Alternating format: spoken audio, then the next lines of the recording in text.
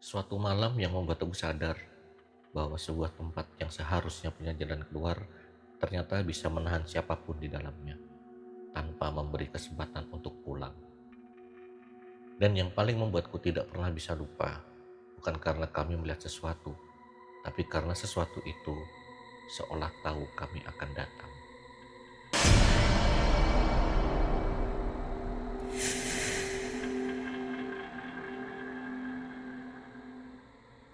Sudah hampir 3 tahun aku tidak lagi mengajar pramuka di salah satu SMA.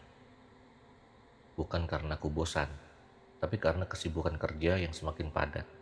Sampai akhirnya aku harus benar-benar meninggalkan aktivitas itu. Padahal dulu pramuka bukan sekedar kegiatan, itu seperti bagian dari hidupku. Tempat di mana aku belajar bertahan, memimpin, dan menghadapi hal-hal yang tidak masuk akal. Aku bukan tipe orang yang percaya hal mistis secara berlebihan, tapi aku juga bukan orang yang menutup mata, karena terlalu banyak hal yang pernah aku alami sendiri. Sampai suatu hari aku mendapat pesan dari nomor yang sudah lama tidak muncul di ponselku. Itu dari pihak sekolah. Mereka memintaku kembali, bukan untuk mengajar secara rutin, tapi hanya untuk satu kegiatan, persami, perkemahan Sabtu Minggu. Awalnya aku ragu, tapi yang membuatku akhirnya mengiyakan adalah ketika aku tahu aku tidak akan sendirian. Ternyata bukan hanya aku yang dihubungi, ada 3 orang lain. Orang-orang yang dulu selalu bersamaku dalam setiap kegiatan pramuka. Tommy, Indra, dan Raka. Kami berempat dulu dikenal sebagai pembina yang paling solid. Bukan karena kami paling pintar, tapi karena kami sudah terlalu sering menghadapi hal-hal yang tidak biasa bersama. Mulai dari peserta kesurupan, kejadian aneh di hutan, sampai pengalaman-pengalaman yang sampai sekarang tidak pernah benar-benar bisa dijelaskan. Aku dan Raka hanya berpegang pada doa, sedangkan Tommy dan Indra punya kemampuan lebih. Mereka bisa menangani peserta yang kesurupan, dan bukan cuma sekali atau 2 kali. Saat kami bertemu lagi di sekolah itu, rasanya seperti kembali ke masa lalu. Semua terasa biasa, dan justru itu yang membuatku sekarang sadar bahwa malam itu tidak seharusnya terasa setenang itu di awal. Persami dimulai seperti biasanya. Lapangan sekolah dipenuhi tenda.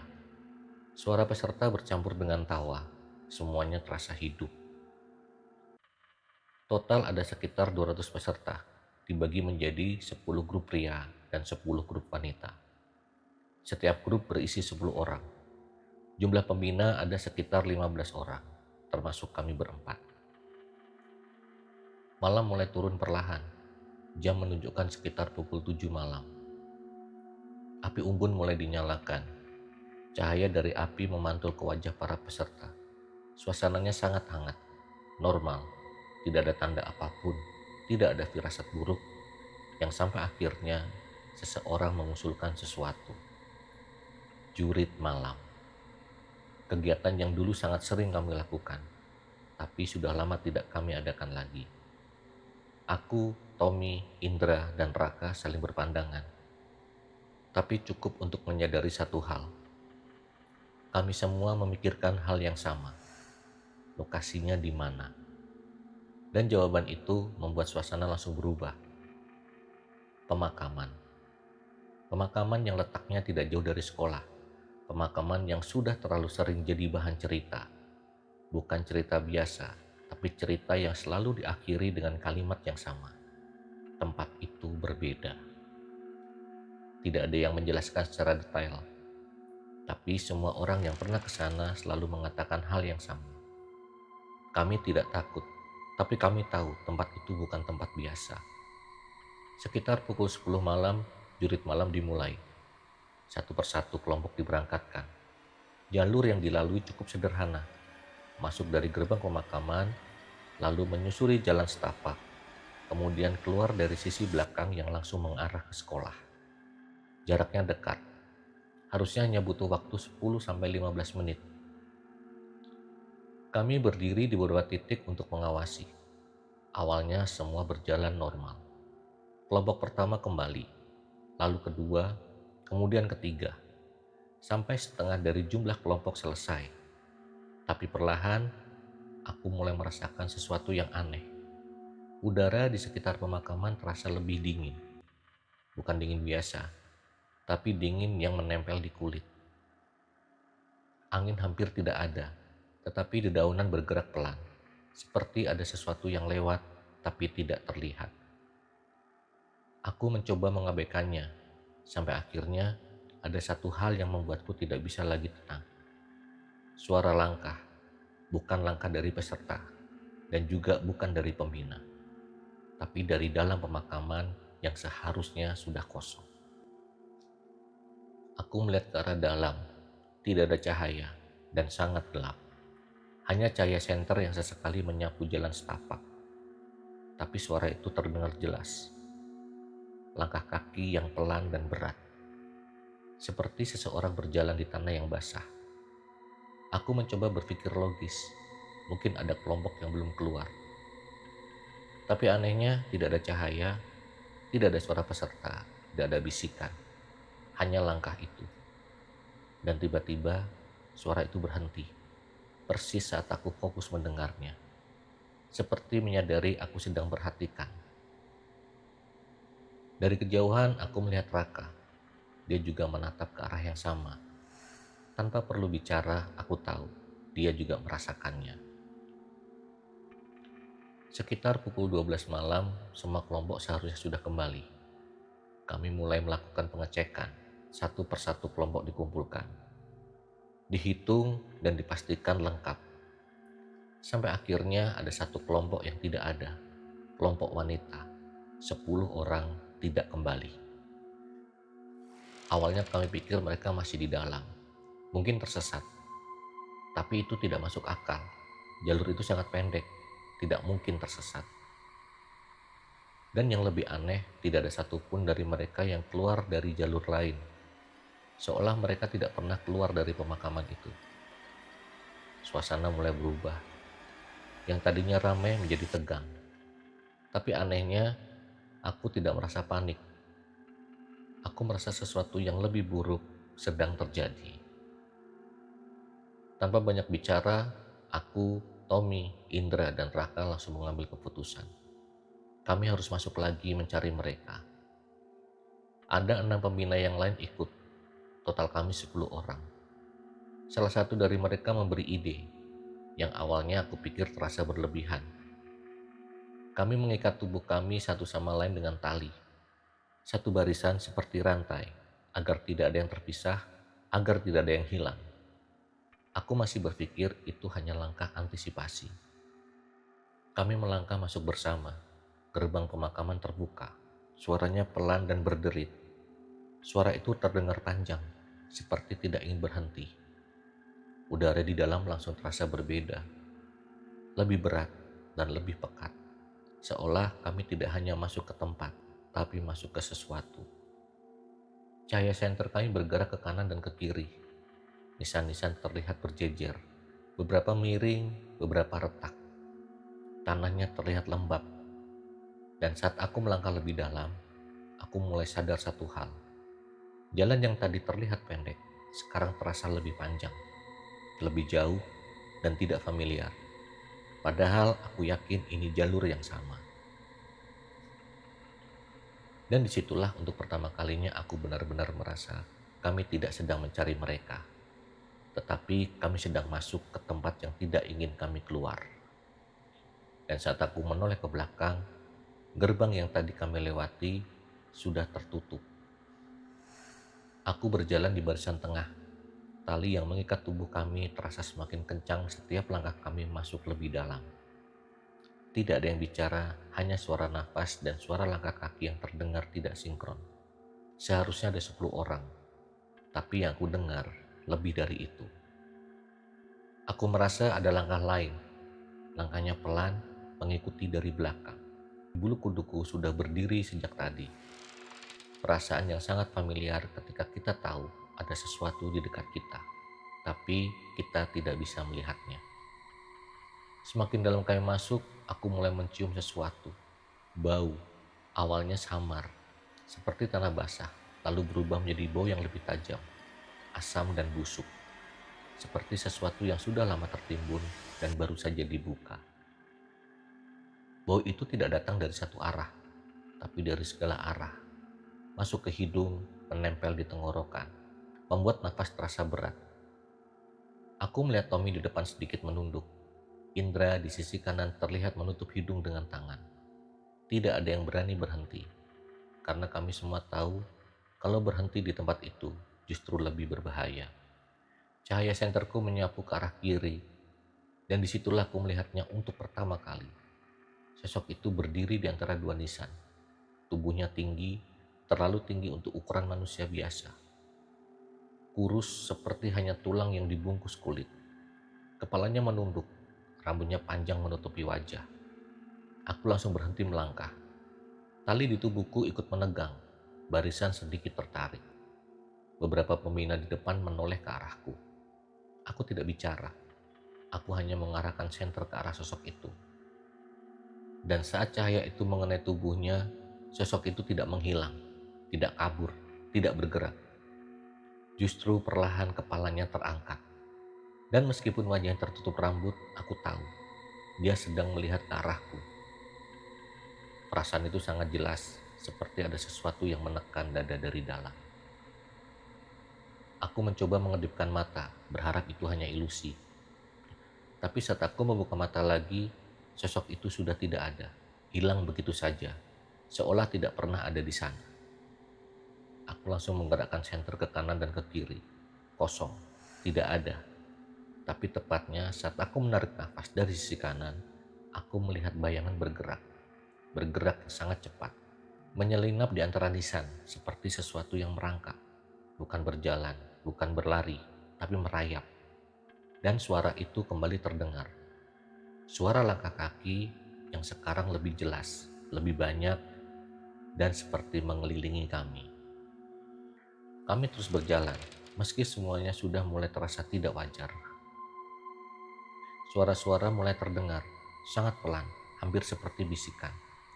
Tapi bukan dari udara, tepatnya dari bawah, dari dalam tanah. Seperti banyak suara berbicara bersamaan. Tidak jelas, tidak bisa dimengerti. Tapi nadanya seperti memanggil dan menarik, membuat kepala terasa berat. Aku mulai merasa pusing, langkahku goyah, dan di beberapa detik itu aku hampir kehilangan fokus. Sampai tiba-tiba tali di tubuhku ditarik keras. Aku tersadar, nafas kembali masuk. Dan suara itu langsung menghilang, seolah-olah mereka gagal. Kami mempercepat langkah tanpa komando. Semua bergerak lebih cepat, tapi semakin cepat kami berjalan, semakin dekat sesuatu itu. Aku bisa merasakannya di belakang. Mereka sangat dekat, seperti hanya beberapa langkah. Dan akhirnya aku tidak tahan lagi. Aku menoleh, dan yang aku lihat membuat tubuhku langsung kaku. Sosok yang tadi berdiri di antara nisan, sekarang ada di belakang kami. Jaraknya sangat dekat, tidak lebih dari 3 meter. Kali ini wajahnya terlihat, atau lebih tepatnya, wajahnya kosong, seperti kulit yang ditarik, tanpa mata, tanpa hidung, tanpa mulut yang jelas. Tapi tetap, aku tahu dia sedang menatap kami. Dan yang paling tidak masuk akal, kakinya tidak menyentuh tanah. Dia melayang dan pelan-pelan mengikuti. Aku langsung memejamkan mata, dalam hati aku mulai berdoa. Aku tahu Raka di depan juga melakukan hal yang sama. Energi di sekitar terasa berubah, sedikit lebih ringan. Tapi sosok itu tidak pergi, justru semakin dekat. Aku bisa merasakan dingin dari tubuhnya, seperti hawa es yang menempel di punggung. Tommy dan Indra mulai bergerak, tanpa suara, tanpa aba-aba. Tapi aku tahu mereka sedang melakukan sesuatu. Fokus mereka berubah, lebih serius dan lebih dalam. Tiba-tiba angin berhembus kencang, padahal sejak tadi tidak ada angin sama sekali. Dedaunan berguncang. Terdengar suara berlarian di antara nisan, yang terdengar bersamaan. Dan sosok itu berhenti dan tidak mendekat lagi. Kami terus berjalan, tapi sekarang aku sadar satu hal. Ini bukan sekedar gangguan, bukan sekedar penampakan. Ini seperti kami sedang diuji. Atau lebih buruknya, kami dipermainkan. Setiap langkah kami seperti diarahkan, setiap kejadian seperti disengaja. Dan yang paling membuatku tidak tenang adalah perasaan bahwa kami tidak sendirian di dalam sini. Bukan cuma satu atau dua, tapi sangat banyak, dan semuanya sedang memperhatikan kami. Di kejauhan aku mulai melihat sesuatu, bangunan kecil dan tua, setengah rusak, terlihat seperti gudang. Dan saat kami semakin mendekat, bau itu kembali muncul. Bau yang lebih kuat, lebih menyengat, bercampur dengan sesuatu yang khas.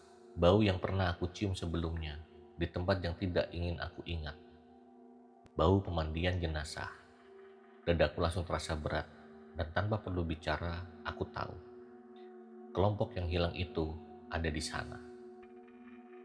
Saat kami berhenti beberapa meter dari bangunan itu, kami melihat pintu gudang itu terbuka, dan terlihat dari dalam yang gelap sesuatu bergerak. Bukan cuma satu, tapi banyak. Dan saat cahaya senter kami masuk ke dalam, aku akhirnya melihat apa yang selama ini mengikuti kami dari belakang. Tidak ada yang menyuruh, tapi kami semua tahu kami harus masuk. Kami melangkah mendekat dengan perlahan. Tali di tubuh kami terasa semakin berat, seolah menahan, seolah memberi peringatan. Aku mengangkat senter, cahaya masuk ke dalam, menembus gelap, dan memperlihatkan isi ruangan itu. Lantai semen yang retak, beberapa meja panjang dari batu, bekas tempat memandikan jenazah. Di sudut ruangan ada genangan air yang hitam dan tidak memantulkan cahaya. Yang paling membuat nafasku tertahan adalah suara nafas. Suara nafas bukan hanya satu, tapi banyak, pelan, dan tidak teratur. Satu persatu kami melangkah masuk, dan saat cahaya senter menyapu ke sisi ruangan, aku melihat mereka, 10 orang kelompok wanita itu. Mereka terbaring, sebagian di dekat meja, sebagian di pojok ruangan. Tubuh mereka diam, seperti tertidur, atau seperti tidak sadar. Dadaku langsung terasa sedikit lega, mereka ditemukan. Tapi perasaan itu tidak bertahan lama, karena ada sesuatu yang sangat tidak beres. Aku mendekat perlahan, dan saat aku melihat lebih jelas, tubuhku langsung dingin. Posisi mereka tidak normal. Beberapa dari mereka tidur dengan kepala menghadap ke lantai, seolah dipaksa. Leher mereka tertekuk dengan sudut yang tidak wajar. Ada yang tangannya melipat ke belakang, kaku seperti patah. Ada yang matanya terbuka, tapi tidak berkedip, menatap kosong ke satu titik. Dan yang paling membuatku merinding, senyum tipis, seperti tertarik dan tidak alami, seperti wajah yang dipaksa tersenyum. Kami belum sempat menyentuh siapapun. Salah satu dari mereka bergerak pelan, jarinya berkedut, lalu tangannya, kemudian kepalanya terangkat sedikit. Aku langsung membeku, semua ikut terdiam, dan perlahan dia duduk dengan gerakan patah-patah, gerakan yang tidak halus, seperti tubuh yang tidak dikendalikan dengan benar. Kepalanya menunduk, rambutnya menutupi wajah, dan tanpa suara, dia mulai memutar kepalanya ke arah kami. Yang lain mulai ikut bergerak satu persatu seperti terbangun, tapi tidak benar-benar sadar. Mereka duduk dengan gerakan yang sama, gerakan yang kaku dan tidak alami. Dalam hitungan detik, 10 orang itu sudah dalam posisi duduk. Mereka menghadap ke arah kami dengan kepala menunduk. Tidak ada suara, tidak ada gerakan lain, hanya diam. Dan suasana itu jauh lebih menakutkan daripada jika mereka berteriak. Aku mengangkat senter lebih tinggi, cahaya mengenai wajah salah satu dari mereka. Dan disitulah aku melihat, matanya putih semua tanpa hitam, tanpa fokus seperti kosong, tapi tetap terbuka, menatap tajam ke arah kami. Dan saat cahaya menyentuh yang lain, semuanya sama. 10 orang itu tidak terlihat seperti manusia yang sadar, lebih seperti sebuah wadah. Udara di dalam ruangan berubah, lebih berat dan lebih dingin. Dan tiba-tiba aku merasa Jumlah kami bukan lagi 10, ada tambahan yang banyak. Aku tidak melihat, tapi aku merasakan. Di belakang, di samping, di atas, seolah ruangan itu penuh, dan kami berada di tengahnya. Tanpa suara, Tommy dan Indra bergerak maju. Langkah mereka pelan, tapi penuh fokus. Energi mereka berubah, lebih kuat dan lebih berat. Aku dan Raka langsung ikut membaca doa dalam hati. Fokus, menahan, menjaga. Karena kami tahu ini bukan kesurupan biasa. Ini lebih dalam, lebih banyak, dan tidak semuanya ingin pergi. Tiba-tiba salah satu dari mereka tertawa. Tertawanya pelan dan serak, tidak seperti suara manusia. Lalu yang lain ikut, satu persatu, sampai akhirnya 10 orang itu tertawa bersamaan. Nada mereka berbeda, seperti banyak suara bercampur dalam satu tubuh. Dan perlahan, kepala mereka terangkat, serentak menghadap ke arah kami. Dengan mata putih itu dan senyum yang semakin lebar. Lampu senter kami mulai berkedip. Dan saat cahaya kembali stabil, aku melihat sesuatu di belakang mereka. Berdiri berjejer, banyak, sosok-sosok tinggi berwarna hitam. Tanpa wajah yang jelas, beberapa membungkuk, beberapa berdiri tegak, dan beberapa merayap di dinding. Mengelilingi ruangan, mengelilingi kami. Dan aku sadar, ini bukan satu atau dua makhluk. Ini satu tempat. Tali di tubuh kami tiba-tiba terasa ditarik dari berbagai arah, bukan oleh manusia, tapi seperti ada tangan-tangan tidak terlihat yang mencoba memisahkan kami. Menarik, memutus, melepaskan ikatan. Aku langsung menggenggam tali itu lebih kuat. Semua melakukan hal yang sama, karena satu hal yang kami tahu, kalau kami terpisah, selesai. Aku menutup mata dan lebih fokus. Doa dalam hati semakin kuat. Raka di depanku melakukan hal yang sama. Tommy dan Indra mulai bergerak lebih agresif. Energi di ruangan berubah drastis. Udara seperti bergetar. Suara tawa itu mulai berubah menjadi jeritan. Tidak suka, tidak terima. Dan sosok-sosok di belakang mereka mulai bergerak mendekat ke arah kami. Dan tepat saat salah satu dari mereka merangkak cepat ke arah kami, dengan gerakan yang tidak mungkin dilakukan manusia, aku sadar satu hal yang paling menakutkan malam itu. Kami tidak sedang mencoba menyelamatkan mereka, tapi kami sedang berusaha keluar dari sesuatu yang tidak ingin melepaskan siapapun. Aku masih ingat detik itu dengan sangat jelas. Salah satu dari mereka yang tadi duduk diam, tiba-tiba jatuh ke lantai. Tapi bukan jatuh biasa. Tubuhnya seperti kehilangan tulang, ambruk begitu saja. Lalu merangkak cepat. Tangannya menghantam lantai dengan suara keras. Kakinya terseret, tidak sinkron, tidak manusiawi. Dan dalam hitungan detik, dia sudah berada sangat dekat dengan kami. Wajahnya terangkat, mata putih itu terbuka lebar. Senyumnya tertarik sampai tidak wajar. Semua bergerak bersamaan. Aku, Raka, Tommy, Indra, dan pembina lainnya. Tanpa aba-aba, tanpa suara. Hanya satu tujuan, bertahan. Doa yang sejak tadi hanya dalam hati, sekarang semakin kuat, semakin dalam. Seolah-olah menjadi satu-satunya pegangan. Tali di tubuh kami ditarik lagi, lebih keras dan lebih brutal.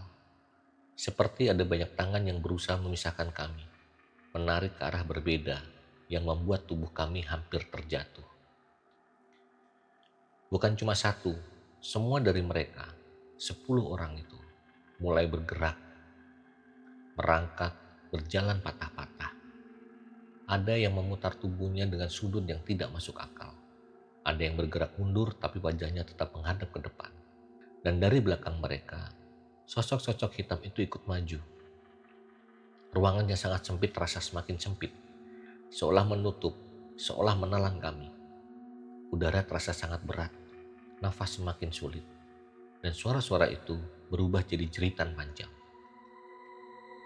Salah satu pembina di sisi kiri hampir terlepas, tubuhnya tertarik kuat ke belakang, kakinya tergeser, Tangannya kehilangan pegangan.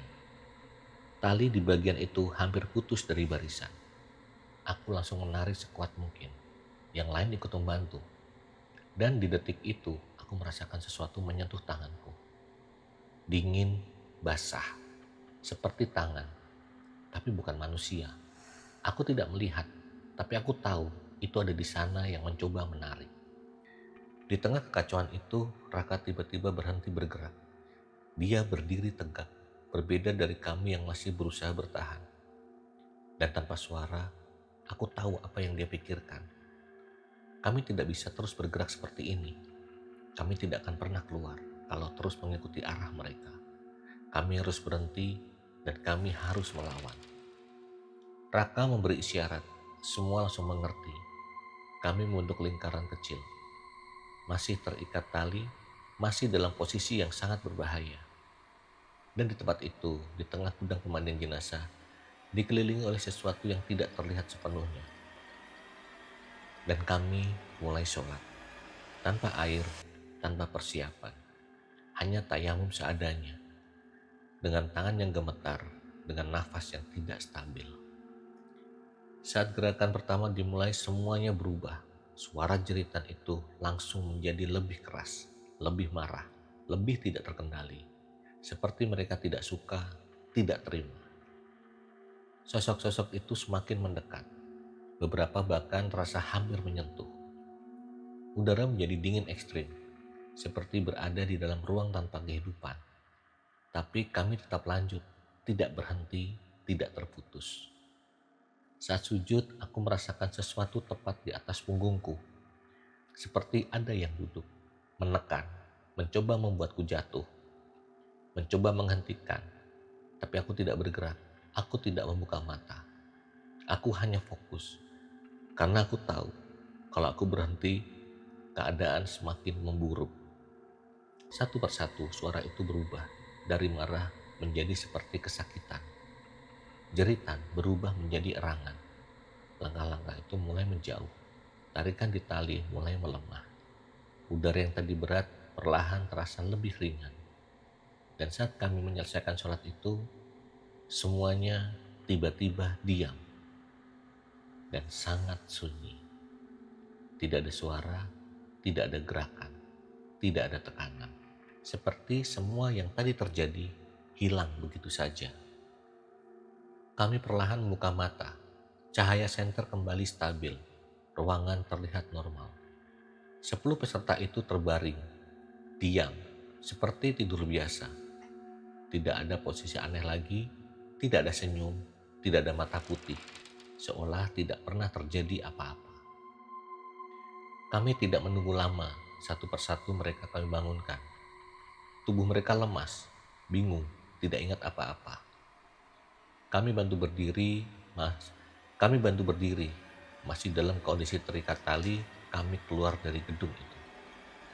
Langkah kami cepat, tanpa menoleh, tanpa berhenti. Dan anehnya, jalan yang tadi terasa panjang, sekarang terasa sangat singkat.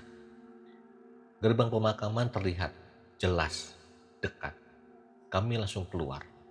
Semua 10 orang itu bersama kami. Tidak ada yang tertinggal. Saat mereka mulai sadar, kami bertanya apa yang mereka alami. Jawaban mereka membuat merinding sampai sekarang. Mereka bilang mereka hanya berjalan, terus berjalan. Jalan itu panjang, tidak ada ujung, tidak ada gerbang, tidak ada keluar. Mereka lelah, lalu duduk, kemudian tertidur. Dan setelah itu, mereka tidak ingat apa-apa lagi. Kami kembali ke sekolah, semua peserta lengkap. Kegiatan langsung dihentikan. Tidak ada yang berani melanjutkan. Semua terlihat selesai, seperti masalah sudah berakhir. Tapi perasaan itu tidak pernah benar-benar hilang.